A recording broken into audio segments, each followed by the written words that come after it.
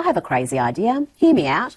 What if we stopped pandering to crazy, intolerant hate mobs full of genuinely awful, genuinely stupid human beings who want to destroy monuments, erase history, overturn capitalism, and feel entitled to attack law-abiding citizens? Have a look at this young lady screaming at an older black man because he dared to show up to protect a statue that the mob wants to tear down.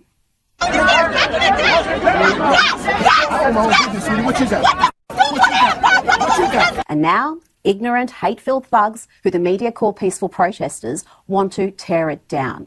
Let's hear from that older gentleman. His name's Dan Folden, who was abused and jostled for defending the Emancipation Memorial. To Black Lives Matter protesters who are demanding to tear this down, and they are basically... I say the Black Lives Matter people are full of shit. And the reason I say they're full of shit, because their money ain't saying Black Lives Matter. You come out here, you want to tear down statues, but how much of this black history of DC do you really know? If Black lives really matter, you know, how much of this history have you tried to learn? Throughout this protest, we've seen the emergence of a disturbing trend.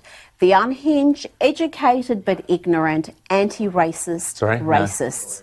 You know, these anti-racist protesters have a lot in common with the real racists.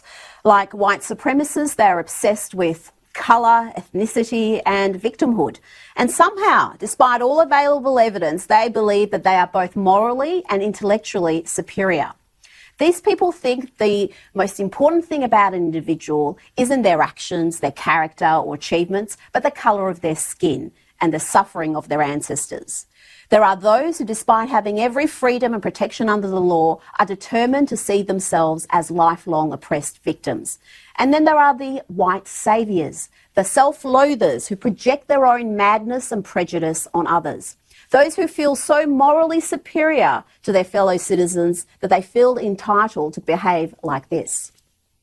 Don't care that we just have carbohydrates! Let's show you what the is wrong with you!